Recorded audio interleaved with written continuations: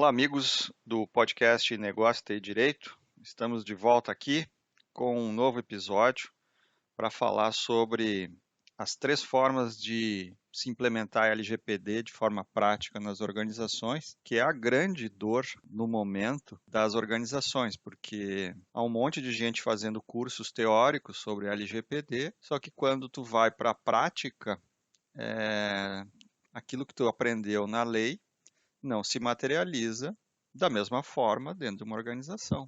É completamente diferente a estratégia que tem que ser adotada. E aí é que gera, hoje, em alguns profissionais do direito, da TI, vamos dizer assim, a dificuldade de transmitir para as organizações como fazer essa adequação. Então, aqui eu vou fazer uma explanação sobre aquilo que eu penso sobre as 3 formas das organizações hoje se adequarem à LGPD ou de iniciarem essa jornada de adequação, né?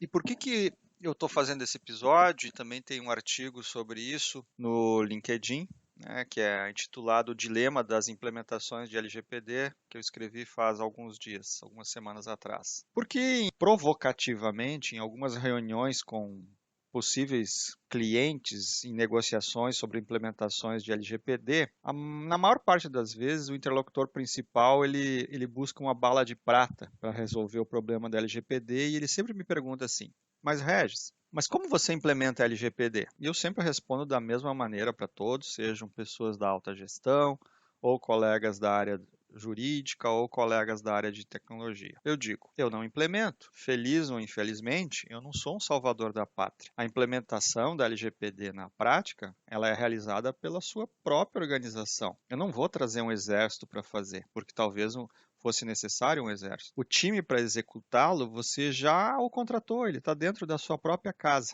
Eu ajudo, eu apoio, eu oriento, eu aconselho, eu cobro, mas quem executa e decide se vai mudar modelo de gestão e processos de negócios, quanto à privacidade e proteção de dados, serão os próprios colaboradores da organização, por mais incrível que esta resposta possa parecer. Bom, quando eu falo isso, na maior parte das vezes, a partir de então, os meus interlocutores, eles ficam um pouco mais calmos, menos ansiosos, né? Porque esse assunto provoca ansiedade nas pessoas e aí surge alguma luz no fim do túnel durante o bate-papo que eu faço. Para alguns, eu até reforço como faço, por que faço, enfim. Mas a partir de tantos momentos que eu repeti e automatizei essa resposta, eu percebi que existe um dilema sério nas organizações brasileiras quando elas buscam o apoio na tal LGPD. Há claramente, na minha visão, 3 estratégias distintas de executar e contratar alguém para apoiar essa jornada de adequação à lei. A primeira e a mais óbvia,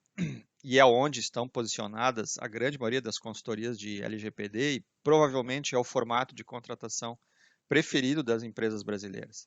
Neste modelo, o contratante ele terceiriza tudo a uma entidade externa que executa desde o diagnóstico, mapeamento de processo, entrevistas, cria matriz de risco, desenha plano de execução, propõe mudanças, um cronograma e coloca, sim, um exército de profissionais dentro do cliente. Alguns, na verdade, eu devo confessar, o cliente não sabe disso, na verdade, são estagiários. Né? O cliente nem se dá conta que quando ele contrata uma consultoria nesse formato, o valor hora homem é proporcional à formação das pessoas. Então, muitas vezes, um diretor está sendo entrevistado por um estagiário de direito, tá? Ele não sabe disso. E, obviamente, essas consultorias cobram muito bem, né? Como em um projeto tradicional, porque elas vão do início, meio e fim e vão entregar um relatório final dizendo, olha, tua organização está nesse formato e agora ainda precisa fazer isso. Ou seja, as grandes consultorias às vezes entregam só metade do trabalho, tá? E não 100% do que o cliente espera. E quando termina essa parte, ó, terminou o pagamento da última fatura, o cara desapareceu, ele foi pago pelo tempo, né? E a pessoa contratou um tempo e a pessoa foi remunerada por isso e foi embora. E o problema continuou dentro da organização. A LGPD não morreu porque tu contratou uma consultoria externa. Provavelmente esse formato executa em um formato bem mais rápido que a segunda que eu vou falar na sequência, tá? Mas aí resta a pergunta, o cliente mesmo pagando muito caro, ele está pronto agora para enfrentar a Autoridade Nacional de Proteção de Dados e está 100% adequado em conformidade? Certo? Não necessariamente. Vejamos, esse formato que eu acabei de descrever, ele tende a atender a lei, cria uma grande onda de ação, para não dizer uma marola, né, dentro das empresas, mas na sequência as organizações correm um risco enorme de tudo isso desaparecer e cair no esquecimento, se as pessoas internas não se envolverem com o prestador de serviços durante o processo. Neste formato, invariavelmente, não há, na maior parte das implementações, o engajamento da própria organização, da cultura, das mudanças que deverão ser compreendidas, aprimoradas e modificadas logo em seguida. Ou seja, não faz aquele match que eu tanto defendo, que é LGPD rima com inovação, tá? Então, aqui o que acontece? Corre-se o risco de criar um programa de privacidade de dados que não funciona para contratante, pois o modelo sugerido não é customizado para a cultura desta organização. Por que isso? Porque a LGPD é um modelo de gestão vivo e que vai se modificar exatamente na mesma velocidade com que os processos de negócios são alterados no dia a dia. Por quê? Porque as organizações precisam vencer a concorrência, precisam vender, precisam lançar novos produtos, novos serviços e fazer mais negócios. Pois bem, então vamos para o segundo formato de contratação. Nesse segundo formato, a organização que quer implementar a LGPD, ela não terceiriza nenhuma responsabilidade. Ela traz para dentro de casa, para dentro do seu time interno, toda a execução integral das principais etapas de adequação. E aí cria um grupo multidisciplinar, chama alguém do RH, do marketing, de vendas, de compliance, do jurídico, da TI, da alta gestão, entre outras áreas, né? E esse grupo vai criar o seu plano e vai desenvolver as ações, o cronograma, o diagnóstico, o mapeamento de processos, vai criar os indicadores de performance, vai aprimorar a cultura do privacy by design nos seus produtos e serviços, e os próprios colaboradores vão se responsabilizar e manter a cultura viva da privacidade dentro da organização. Isso porque eles já sabem que não existe nenhuma certificação em LGPD hoje que diga assim, a minha organização está certificada. Isso não está escrito na lei e não exige certificação. Aliás, vou só fazer um parênteses, tá? Nem para DPO a lei exige certificação, tá? O que se criou foi uma oportunidade de mercado onde empresas e escolas criaram certificações, suas próprias certificações, e vendem dizendo que aquela certificação o torna um DPO melhor. O torna um DPO melhor, obviamente, porque ele estudou mais e se submeteu a alguma prova. Mas a lei não exige isso, tá? Fechei parênteses. Então, nesse segundo formato de execução, onde a própria organização não contrata ninguém e faz tudo dentro de casa, o que elas buscam, né? Elas buscam se apoderar da cultura de privacidade, aprofundar e manter essa cultura viva dentro da organização, dentro dos processos de negócio. Então, esse tipo de organização são aqueles times mais coesos, colaborativos, né, que realmente querem que a LGPD aconteça, né? E pensam que todos os dias são os dias de pensar em segurança e privacidade, né? Assim como todos os dias são dias de correr mais do que o leão para esse modelo de execução. Agora a pergunta, esse segundo formato garante a adequação integral da companhia? Não necessariamente.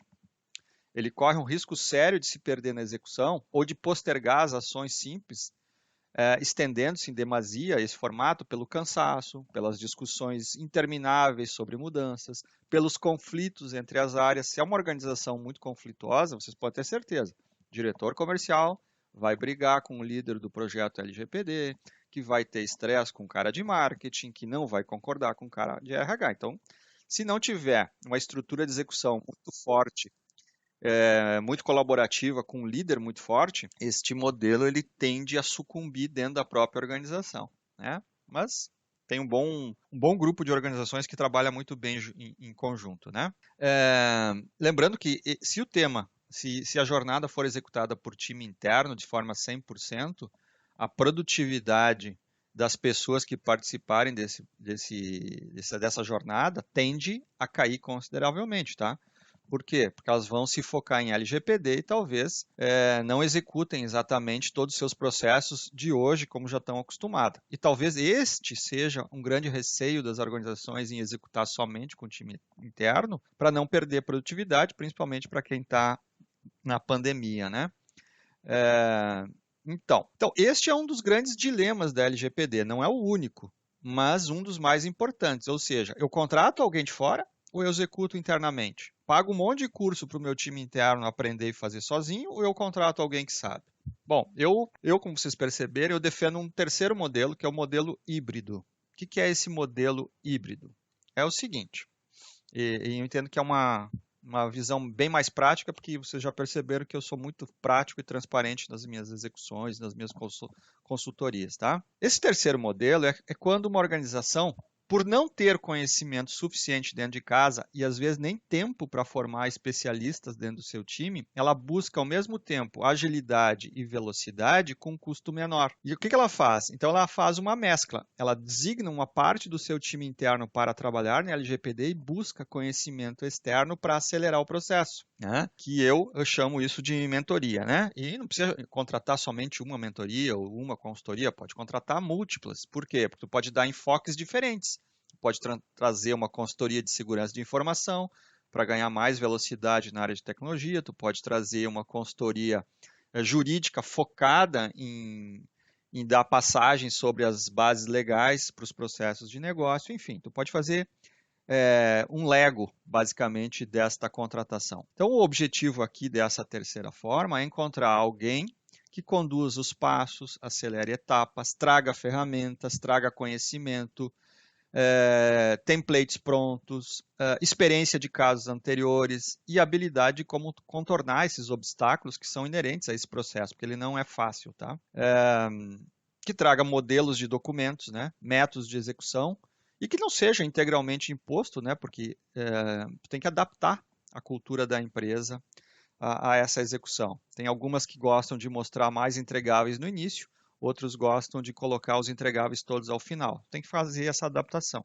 Então, a forma híbrida, a terceira forma, né, ela se dá um pouco com a segunda opção, de fazer 100% interno, com a primeira opção, que é trazer alguém de fora que faria o todo, né?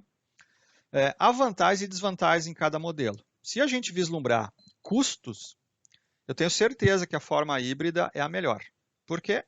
Porque tu controla o quanto tu quer gastar baseado na quantidade de consultores externos que tu quer trazer com o teu time interno que tu tens já dentro de casa, pegando os melhores, adaptando as habilidades para esse projeto. Tá? Então, na minha visão, custo é a melhor forma para a terceira exposição e a gente sabe que custo é importante nesse momento. Se a organização quer realmente trazer para dentro dela o conhecimento de privacidade e aprofundar nos produtos e serviços que ela vende dentro da cultura organizacional, tenho certeza que o modelo de fazer tudo dentro de casa sem trazer ninguém é o melhor. Tá?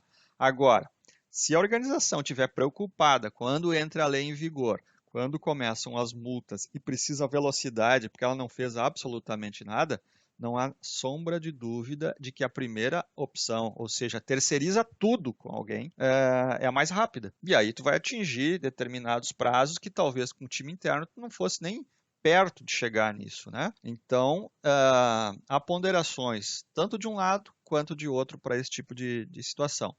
Agora, quando é que nós vamos testar tudo isso? Quando acontecer um incidente. O dia que acontecer um incidente na empresa, de um vazamento de dados, de um roubo de uma informação, ou de uma denúncia, nós vamos testar se todo esse modelo ele parou em pé. Se a consultoria externa realmente ajudou ou atrapalhou e se o time interno realmente está engajado. Enfim, as fichas aqui, gente, estão lançadas. As estratégias para executar a LGPD, elas existem há um bom tempo. O que não dá para fazer neste momento é ficar parado.